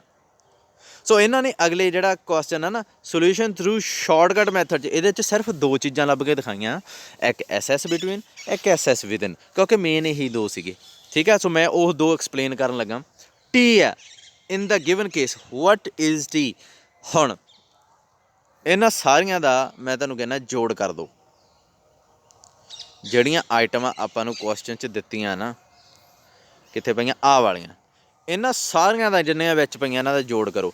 ਪਹਿਲਾਂ ਤਾਂ ਇਹਦਾ ਜੋੜ ਕਰੀਏ, 6 7 24 ਆ ਜਾਣਾ ਇਹ। ਆਹ ਦੇਖੋ ਨਾ, 6 ਚੌਕ 24, ਮੈਨੂੰ ਪਤਾ ਵਾ, ਇੱਥੇ ਤੁਸੀਂ ਕੈਲਕੂਲੇਟ ਕਰ ਲਿਓ, ਇਹਦਾ 24 ਆ ਜਾਊਗਾ। ਮੈਂ ਮੀਨ ਤੋਂ ਹੀ ਕੈਲਕੂਲੇਟ ਕਰੀ ਜਾਂਦਾ। ਦੂਜੇ ਦਾ 20 ਆ ਜਾਊਗਾ, ਤੀਜੇ ਦਾ 16, 24 20 16, ਜੇ ਕਿੰਨਾ ਹੋ ਗਿਆ ਇਹ, ਆਈ ਥਿੰਕ ਇਹ ਹੋ ਗਿਆ 60। ਸੋ ਸਾਰੀਆਂ ਆਈਟਮਾਂ ਨਾ ਜਿਹੜੀਆਂ ਇਹ ਵਿੱਚ ਪਈਆਂ, ਤੁਸੀਂ ਇਹ ਜੋੜ ਦੇਣੀਆਂ, ਜਿਵੇਂ ਵੀ ਤੁਹਾਡਾ ਤਰੀਕਾ ਜੋੜਨ ਦਾ, ਮੇਰਾ ਆਪਦਾ, ਤੁਹਾਡਾ ਆਪਦਾ। 60 ਟੋਟਲ ਹੋ ਗਿਆ ਇਹ। ਸੋ ਇਹ ਜਿਹੜਾ ਟੋਟਲ ਆ ਨਾ, ਇਸੇ ਨੂੰ ਹੀ ਕਹਿ ਰਿਹਾ ਇਹ ਟੀ, ਕੈਪੀਟਲ ਟੀ। ਸੋ ਕੈਪੀਟਲ ਟੀ ਕੀ ਆ ਗਿਆ, 60 ਆ ਗਿਆ। ਅੱਛਾ, ਕਹਿੰਦਾ ਉਸ ਤੋਂ ਬਾਅਦ ਤੁਸੀਂ ਕਹਿੰਦਾ ਨਾ ਕਰੈਕਸ਼ਨ ਫੈਕਟਰ ਕੈਲਕੂਲੇਟ ਕਰਨਾ, ਕਿਵੇਂ? ਕਹਿੰਦਾ ਜਿਹੜਾ ਟੀ ਕੈਲਕੂਲੇਟ ਕੀਤਾ ਹੋਊਗਾ ਉਹਦੀ ਸਕੇਅਰ ਕਰ ਦੇਣੀ ਹੈ, ਅਤੇ ਨੀਚੇ ਐਨ ਕੀ ਸੀਗੀਆਂ, ਸਾਰੀਆਂ ਆਈਟਮਾਂ ਦੀ ਗਿਣਤੀ। ਸੋ ਟੀ ਕੀ ਹੈ, ਦੇਖੋ ਟੀ ਸਕੇਅਰ ਦਾ ਮਤਲਬ ਕੀ ਹੁੰਦਾ, ਟੀ ਨੂੰ 2 ਵਾਰੀ ਪ੍ਰੋਡਕਟ ਕਰ ਦਿਓ। ਟੀ ਕੀ ਹੈ 60, ਫਿਰ ਇਹਨੂੰ 2 ਵਾਰੀ ਕਰਨਾ, ਸੋ 60 ਗੁਣਾ 60, ਨੀਚੇ ਕੁੱਲ ਆਈਟਮਾਂ ਦੀ ਗਿਣਤੀ ਕਿੰਨੀ ਹੈ, 12, ਸਮਾਲ n 12 ਨਾ। ਸੋ ਇਹ ਕੈਲਕੂਲੇਟ ਕਰਕੇ ਆ ਗਿਆ ਤੁਹਾਡਾ 3। ਸੋ ਕਰੈਕਸ਼ਨ ਫੈਕਟਰ ਆ ਜਿਹੜਾ ਤੁਹਾਡਾ ਆ ਗਿਆ 3। ਇਹ ਬਹੁਤ ਇੰਪੋਰਟੈਂਟ ਆ ਕਰੈਕਸ਼ਨ ਫੈਕਟਰ। ਉਸ ਤੋਂ ਬਾਅਦ ਤਿੰਨੇ ਤਰੀਕੇ ਨੇ ਦੱਸਤੇ। ਐਸ ਟੋਟਲ ਕਿਵੇਂ ਕੈਲਕੂਲੇਟ ਕਰੀਦਾ, ਐਸ ਵਿਦਨ ਕਿਵੇਂ ਕੈਲਕੂਲੇਟ ਕਰੀਦਾ, ਆ ਪਿਆ ਵਾ ਸਰਕਲ 'ਚ ਆ ਗਿਆ ਜਿਹੜਾ, ਸੌਰੀ ਬਿਟਵੀਨ, ਐਸ ਬਿਟਵੀਨ। ਪਰ ਮੈਨੂੰ ਇੱਕ ਗੱਲ ਦੱਸੋ, ਜਦੋਂ ਐਸ ਟੋਟਲ ਕੈਲਕੂਲੇਟ ਹੋ ਗਿਆ, ਐਸ ਬਿਟਵੀਨ ਕੈਲਕੂਲੇਟ ਹੋ ਗਿਆ, ਅਤੇ ਵਿਦਨ ਦਾ ਕੀ ਰਹਿ ਗਿਆ? ਆਪਾਂ ਨੂੰ ਪਤਾ ਕਿ ਜਿਹੜਾ ਟੋਟਲ ਹੁੰਦਾ ਉਹ ਵਿਦਨ ਅਤੇ ਬਿਟਵੀਨ ਦਾ ਸਮ ਹੁੰਦਾ। ਹੁਣ ਟੋਟਲ ਆ ਜਿਹੜਾ ਉਹ ਆ ਜਾਊਗਾ, ਬਿਟਵੀਨ ਆ ਜਾਊਗਾ, ਅਤੇ ਆਪਾਂ ਟੋਟਲ 'ਚੋਂ ਬਿਟਵੀਨ ਵਾਲਾ ਘਟਾ ਦਾਂਗੇ, ਬਚ ਕੇ ਜਾਊਗਾ ਵਿਦਨ ਵਾਲਾ। ਠੀਕ ਹੈ, ਸੋ ਇੱਥੇ ਅਲੱਗ ਕੈਲਕੂਲੇਟ ਨਹੀਂ ਕਰਨਾ, ਕਿਉਂਕਿ ਮੈਥਡ ਦਾ ਨਾਂ ਵੀ ਸ਼ਾਰਟਕਟ ਆ। ਸ਼ਾਰਟਕਟ ਦਾ ਮਤਲਬ ਜੋ ਫਾਸਟ ਕੰਮ ਕਰੇ। ਸੋ ਇੱਥੇ ਆਪਾਂ ਘਟਾ ਕੇ ਕੱਢਾਂਗੇ। ਚਲੋ ਆ ਜਾਓ ਉੱਪਰ, ਪਹਿਲਾਂ ਤਾਂ ਟੋਟਲ ਐਸ ਟੋਟਲ ਕੈਲਕੂਲੇਟ ਕਰੀਏ। ਐਸ ਟੋਟਲ ਕਿਵੇਂ ਕੈਲਕੂਲੇਟ ਕਰੀਦਾ, ਦੇਖੋ ਕੀ ਹੈ, ਐਕਸ ਆਈ ਦੀ ਵੈਲਿਊ ਕੋਈ ਤੁਸੀਂ ਚੁਣੋ, ਮੈਂ ਚੁਣ ਲਈ 2, ਜੇ ਦੀ ਵੈਲਿਊ ਤੁਸੀਂ ਚੁਣੋ, ਮੈਂ ਚੁਣ ਲਈ 3, ਉੱਪਰ ਕੀ ਪਿਆ, ਸਕੇਅਰ। ਠੀਕ ਹੈ, ਸਮੇਸ਼ਨ ਕੀ ਕਰਦਾ, ਸਮ। ਹੁਣ ਆਈ ਦੀ ਵੈਲਿਊ, ਹੁਣ ਇੱਥੇ ਇੱਕ ਚੀਜ਼ ਆ, ਕਰੈਕਸ਼ਨ ਫੈਕਟਰ ਆ ਜਿਹੜਾ ਉਹ ਐਂਡ 'ਤੇ ਘਟਾਇਆ, ਪਹਿਲਾਂ ਇਹ ਕੈਲਕੂਲੇਟ ਕਰਾਂਗੇ ਆਪਾਂ ਸਾਰੀ। ਠੀਕ ਹੈ, ਅੱਛਾ ਕੀ ਆਇਆ ਸੀ ਪਹਿਲਾਂ, ਆਈ ਥਿੰਕ 2 3 ਵੈਲਿਊ ਚੁਣ ਲਈ, ਉਹਦਾ ਸਕੇਅਰ। ਹੁਣ ਫੇਰ ਚੁਣੋ ਕਿਉਂਕਿ ਸਮੇਸ਼ਨ ਆ। ਹੁਣ ਆਈ ਦੀ ਵੈਲਿਊ ਤੁਸੀਂ ਚੁਣ ਲਈ 1, ਜੇ ਦੀ ਵੈਲਿਊ ਚੁਣ ਲਈ 3, ਫੇਰ ਸਕੇਅਰ। ਰਾਜੇ ਜਦੋਂ ਤੁਸੀਂ ਐਂ ਜੋੜੀ ਜਾਓਗੇ ਨਾ ਅਤੇ ਸਕੇਅਰ ਕਰੀ ਜਾਓਗੇ, ਇਹ ਕੀ ਬਣੂਗਾ, ਇਹ ਜਿੰਨੀਆਂ ਵੈਲਿਊ ਆਪਾਂ ਨੂੰ ਟੇਬਲ 'ਚ ਦਿੱਤੀਆਂ ਕਿੰਨੀਆਂ ਸੀ, 12 ਦੀਆਂ 12 ਵੈਲਿਊ ਦਾ ਹੀ ਸਕੇਅਰ ਹੋ ਜਾਣਾ, ਅਤੇ ਸਾਰੀਆਂ ਦਾ ਜੋੜ ਕੇ, ਅੱਛਾ ਸਾਰੀਆਂ ਦਾ ਜਦੋਂ ਸਕੇਅਰ ਹੋ ਗਿਆ ਉਹਨਾਂ ਦਾ ਆਪਾਂ ਕਰ ਦਾਂਗੇ ਸਮ ਕਰਕੇ ਜਦੋਂ ਘਟਾਵਾਂਗੇ ਕਿਹਦੇ 'ਚੋਂ, ਕਰੈਕਸ਼ਨ ਫੈਕਟਰ 'ਚੋਂ। ਆਹ ਦੇਖੋ ਇਹਨੇ ਘਟਾਇਆ ਹੋਇਆ ਨਾ, ਕੀ ਸੀਗਾ ਉਹ 300 'ਚੋਂ ਘਟਾ ਦਾਂਗੇ। ਦੇਖੋ ਇਹਨੇ ਕੀਤਾ ਕਰਕੇ ਦਿਖਾਇਆ ਹੋਇਆ, ਆਹ ਦੇਖੋ ਸਾਰੀਆਂ ਆਈਟਮਾਂ ਜਿੰਨੀਆਂ ਵੀ ਸੈਂਪਲ 'ਚ ਲਿਖੀਆਂ ਹੋਈਆਂ A to Z ਸਿਰੇ ਤੋਂ ਸਿਰੇ ਤੱਕ ਇਹਨੇ ਜੋੜਤੀਆਂ। ਜੋੜ ਕੇ ਬਣ ਗਿਆ 332। ਉਹਦੇ 'ਚੋਂ ਕਰੈਕਸ਼ਨ ਫੈਕਟਰ ਘਟਾਤਾ, ਉਹ ਕੀ ਸੀਗਾ 300। ਆਹ ਦੁਬਾਰਾ ਕੈਲਕੂਲੇਟ ਕਰਕੇ ਦਿਖਾਤਾ ਇਹਨੇ ਤੇ ਆਂਸਰ ਕੀ ਆ ਗਿਆ 32। ਸੋ SS ਟੋਟਲ ਕੀ ਆ ਗਿਆ 32। ਯਾਦ ਦੇਖ ਲਓ ਭਾਵੇਂ ਨੋਟ ਕਰਕੇ PDF 'ਚ, ਪਿੱਛੇ ਆਪਾਂ ਜਿਹੜਾ ਕੁਐਸਚਨ ਕੀਤਾ ਉਹਦੇ 'ਚ SS ਟੋਟਲ 32 ਹੀ ਸੀਗਾ। ਫੇਰ ਆ ਗਈ ਵਾਰੀ SS ਵਿਦਨ ਦੀ। SS ਵਿਦਨ ਕਿਵੇਂ ਕੈਲਕੂਲੇਟ ਕਰਨਾ? ਆਹ ਦੇਖੋ ਹੁਣ ਆਹ ਚੀਜ਼, ਆਹ ਤਾਂ ਕਰੈਕਸ਼ਨ ਫੈਕਟਰ ਹੀ ਆ ਪਿੱਛੇ। ਆਹ ਚੀਜ਼ ਨੋਟ ਕਰੋ, ਇਹ ਕੀ ਹੈ? ਇਹ ਹੈਗੀ T1। ਜੇ ਦੀ ਵੈਲਿਊ 1 ਭਰੋਂਗੇ ਪਹਿਲਾਂ ਕੀ ਆਊਗਾ N1 ਸਮੇਸ਼ਨ T2, ਫਿਰ ਕੀ ਆਊਗਾ N2, ਫਿਰ T3 N3 T4 N4 ਆਈ ਜਾਊਗਾ, ਜੁੜੀ ਜਾਊਗਾ। ਰਾਜੇ T1 T2 T3 T4 ਕੀ ਲੱਗਦਾ? T ਕਿੱਥੋਂ ਆਇਆ ਸੀ ਅੱਗੇ? ਟੋਟਲ ਤੋਂ। ਸੋ T1 ਕੀ ਹੋ ਸਕਦਾ? ਪਹਿਲੇ ਸੈਂਪਲ ਦਾ ਟੋਟਲ ਰਾਜੇ। T2 ਕੀ ਹੋ ਸਕਦਾ? ਦੂਜੇ ਸੈਂਪਲ ਦਾ। T3 ਤੀਜੇ ਸੈਂਪਲ ਦਾ। ਸੋ ਜੇ ਗੌਰ ਨਾਲ ਦੇਖੋ, ਮੈਂ ਤੁਹਾਨੂੰ ਹੁਣੇ ਕਰਕੇ ਵੀ ਦਿਖਾਇਆ ਸੀ ਕਿ ਪਹਿਲੇ ਸੈਂਪਲ ਦਾ ਟੋਟਲ ਕਿੰਨਾ ਆਇਆ ਸੀ? 24 ਆਇਆ ਸੀ। ਹੁਣੇ ਬੋਲਿਆ ਸੀ ਮੈਂ ਤੁਹਾਨੂੰ ਕਿਹਾ ਸੀ ਮੇਰਾ ਆਪਦਾ ਤਰੀਕਾ, ਤੁਹਾਡਾ ਆਪਦਾ ਤਰੀਕਾ। 24 ਆਇਆ ਸੀ। ਦੂਜੇ ਦਾ ਕੀ ਸੀਗਾ 20। ਫਿਰ ਐਂਡ ਵਾਲੇ ਦਾ ਕੀ ਸੀਗਾ 16। ਆਪਾਂ ਜੋੜਿਆ ਸੀ ਸਾਰਿਆਂ ਦਾ, ਕੀ ਆ ਗਿਆ ਸੀ 60 ਆ ਗਿਆ ਸੀ, ਹੈ ਨਾ। ਸੋ ਪਹਿਲੇ ਸੈਂਪਲ ਦਾ ਟੋਟਲ ਆ ਜਿਹੜਾ, ਉਹਦਾ ਸਕੇਅਰ ਕਰੋ, ਮਤਲਬ ਪਹਿਲੇ ਸੈਂਪਲ ਦੇ ਟੋਟਲ ਨੂੰ 2 ਵਾਰੀ ਪ੍ਰੋਡਕਟ ਕਰੋ। ਨੀਚੇ ਕੀ ਆ ਹੁਣ? ਜੇ ਇਹਨੂੰ ਕੈਲਕੂਲੇਟ ਕਰ ਰਹੇ ਆ ਨਾ ਆਪਾਂ, ਨੀਚੇ ਕੀ ਹੈ N1? ਪਹਿਲੇ ਸੈਂਪਲ 'ਚ ਆਈਟਮਾਂ ਦੀ ਗਿਣਤੀ ਕਿੰਨੀ ਸੀਗੀ? 4। ਬਸ ਪਹਿਲੀ ਚੀਜ਼ ਕੈਲਕੂਲੇਟ ਹੋ ਗਈ। ਫੇਰ ਵਾਰੀ ਆ ਜੂਗੀ ਦੂਸਰੇ ਦੀ, T2 ਸਕੇਅਰ ਬਾਏ N2। ਹੁਣ T2 ਕੀ ਸੀਗਾ 20। ਸਕੇਅਰ ਦਾ ਮਤਲਬ ਕੀ ਆ? ਉਹਨੂੰ 2 ਵਾਰੀ ਗੁਣਾ ਕਰ ਦਿਓ। N2 ਮਤਲਬ ਉਸ ਸੈਂਪਲ 'ਚ ਆਈਟਮਾਂ ਦੀ ਗਿਣਤੀ ਕਿੰਨੀ ਸੀ? 4। ਇਹ ਕਈ ਵਾਰੀ ਬਦਲ ਜਾਂਦੀ ਹੁੰਦੀ ਹੈ ਰਾਜੇ, ਇਸ ਕੁਐਸਚਨ 'ਚ ਸੇਮ ਸੀ। ਸੋ ਇਹ ਵੀ ਕੈਲਕੂਲੇਟ ਹੋ ਜਾਊਗਾ। ਸੇਮ ਸੈਂਸਿਸ ਤੀਸਰਾ ਕੈਲਕੂਲੇਟ ਹੋ ਜਾਊਗਾ। ਇਹਨਾਂ ਤਿੰਨਾਂ ਨੂੰ ਜੋੜਿਆ ਜਦੋਂ ਐਂਡ ਤੇ ਕਰੈਕਸ਼ਨ ਫੈਕਟਰ ਘਟਾਤਾ, ਆਨਸਰ ਕੀ ਆ ਗਿਆ ਤੁਹਾਡਾ 8। ਯਾਦ ਰੱਖੋ ਆਪਣਾ ਪਿਛਲਾ ਜਿਹੜਾ ਕੁਐਸਚਨ ਸੀਗਾ SS ਬਿਟਵੀਨ, ਉਹਦੇ 'ਚ ਕੀ ਸੀ 8 ਹੀ ਸੀਗਾ। ਹੁਣ SS ਵਿਦਨ ਦੇਖੋ ਕਿਵੇਂ ਕੈਲਕੂਲੇਟ ਕਰ ਰਿਹਾ, ਬਹੁਤ ਚਲਾਕੀ ਨਾਲ ਕੈਲਕੂਲੇਟ ਕਰ ਰਿਹਾ। ਤੁਸੀਂ ਕੀ ਕਰਨਾ? ਤੁਸੀਂ ਲਿਖੋਗੇ SS ਵਿਦਨ। ਤੁਸੀਂ ਇਹਦੇ ਵਾਂਗੂ ਨਹੀਂ ਕਰਨਾ, ਤੁਸੀਂ ਲਿਖੋਗੇ SS total is equal to SS ਜਿਹੜਾ ਫਾਰਮੂਲਾ ਜਾਂ ਨਹੀਂ ਲਿਖਿਆ ਸੀ ਉੱਤੇ ਆਪਾਂ, ਬਿਟਵੀਨ। ਮੇਰੇ ਕੋਲ ਜਗ੍ਹਾ ਘੱਟ ਆ ਤਾਂ ਕਰਕੇ ਮੈਂ ਇੱਦਾਂ ਲਿਖ ਲਿਆ SS ਬਿਟਵੀਨ ਅਤੇ SS ਵਿਦਨ। ਇਹ ਲਿਖੋਗੇ।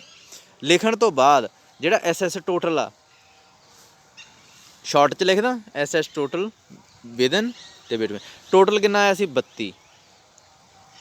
ਵਿਦਨ ਆ ਉਹ ਕੈਲਕੂਲੇਟ ਕਰਨਾ। ਬਿਟਵੀਨ ਕਿੰਨਾ ਆਇਆ ਸੀ 8। ਹੁਣ ਕੀ ਹੈ, ਇਹਨੂੰ ਇੱਧਰਲੇ ਪਾਸੇ ਜਦੋਂ ਲਿਜਾਓਗੇ ਕੀ ਹੋ ਜਾਊਗਾ ਨੈਗੇਟਿਵ। ਸੋ ਕੀ ਬਣੂਗਾ ਆਪਣੇ ਕੋਲ? ਇੱਧਰੋਂ ਤਾਂ ਇਹ ਕੱਟਿਆ ਜਾਊਗਾ, ਇੱਧਰ ਕੀ ਬਣ ਜਾਊਗਾ -8। ਸੋ 32 - 8 ਕੀ ਹੁੰਦਾ 24। ਸੋ W ਯਾਨੀ ਕਿ ਵਿਦਨ ਕੀ ਆ ਗਿਆ 24। ਆ ਲਿਖਤਾ ਇਹਨਾਂ ਨੇ, ਠੀਕ ਹੈ। ਵੀਡੀਓ ਬੈਕ ਕਰਕੇ ਦੇਖ ਲਿਓ ਜੇ ਨਾ ਸਮਝ ਲੱਗੀ। ਸੋ SS ਬਿਟਵੀਨ ਅਤੇ ਵਿਦਨ ਕੈਲਕੂਲੇਟ ਹੋ ਗਿਆ। ਬਸ ਉਸ ਤੋਂ ਬਾਅਦ ਤਾਂ ਸਾਰਾ ਸੇਮ ਆ। ਉਸ ਤੋਂ ਬਾਅਦ ਕੀ ਕਰਨਾ? MS ਬਿਟਵੀਨ ਕੱਢਣਾ, SS ਵਿਦਨ, MS ਵਿਦਨ ਕੱਢਣਾ। ਉਹ ਕਿਵੇਂ ਕੱਢਣਾ? ਡਿਗਰੀ ਆਫ ਫਰੀਡਮ ਨਾਲ ਡਿਵਾਈਡ ਕਰਕੇ। ਫਿਰ MS ਬਿਟਵੀਨ ਅਤੇ ਵਿਦਨ ਨੂੰ ਡਿਵਾਈਡ ਕਰ ਦੇਣਾ। ਫਿਰ F ਰੇਸ਼ੋ ਆ ਗਈ। ਬਾਕੀ ਸਾਰਾ ਸੇਮ ਆ, ਪੁਰਾਣਾ ਰਿਪੀਟ ਕਰ ਦਿਓ, ਕੋਈ ਪ੍ਰੋਬਲਮ ਨਹੀਂ ਹੈ, ਠੀਕ ਹੈ। ਸੋ ਇੱਥੇ ਇੰਨਾ ਕੀ ਬਸ ਨਵਾਂ ਸੀਗਾ ਆਪਣੇ ਕੋਲ SS ਬਿਟਵੀਨ ਅਤੇ ਵਿਦਨ। ਓਕੇ, ਲੈਕਚਰ 40 ਮਿੰਟ ਦਾ ਹੋ ਗਿਆ, ਮੈਂ ਬੰਦ ਕਰਨ ਲੱਗਾ। ਮੈਂ ਵੀਡੀਓ ਲਿੰਕ ਸ਼ੇਅਰ ਕਰ ਦਿੰਦਾ ਰਾਜੇ। ਮੈਨੂੰ ਐਂ ਥੋੜ੍ਹਾ ਜਿਹਾ ਕੰਫਰਟੇਬਲ ਲੱਗਦਾ ਕਿਉਂਕਿ ਕਈ ਵਾਰੀ ਆਪਣਾ ਵੈਬੀਨਾਰ ਵਗੈਰਾ ਆ ਜਾਂਦਾ ਵਿੱਚ, ਅਤੇ ਉੱਧਰੋਂ ਫਿਰ ਆਪਣੀ ਕਲਾਸ ਦਾ ਨੁਕਸਾਨ ਹੋ ਜਾਂਦਾ ਜਾਂ ਕੰਮ ਕਰਨਾ ਪੈ ਜਾਂਦਾ ਕਈ ਵਾਰੀ। ਅਤੇ ਜੇ ਕਿਸੇ ਨੂੰ ਪ੍ਰੋਬਲਮ ਆਈ ਦੱਸ ਦਿਓ, ਫਿਰ ਆਪਾਂ ਔਨਲਾਈਨ ਹੀ ਸ਼ੁਰੂ ਕਰ ਦਾਂਗੇ ਜੇ ਕੋਈ ਪ੍ਰੋਬਲਮ ਹੋਈ, ਠੀਕ ਹੈ।